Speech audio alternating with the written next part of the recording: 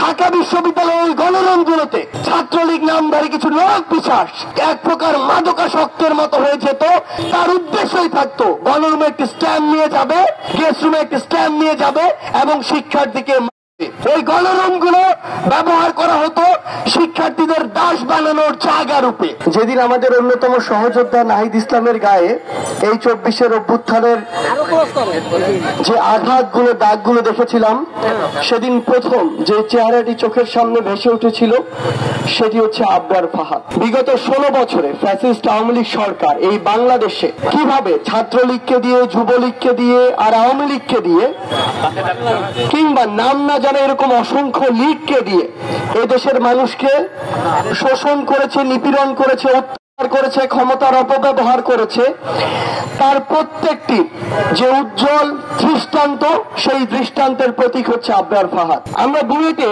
এমন অসংখ্য নির্যাতনের কথা শুনি। যখন থেকে আমরা এই আবরার ফাহাদকে হারিয়েছি তখন থেকে এই চিত্রগুলো, গল্পগুলো ওই বুয়েটে ছাত্রলীগ নিষিদ্ধের একটি প্রক্রিয়ার মধ্য দিয়ে আমরা বিভিন্নভাবে শুনতে থাকি।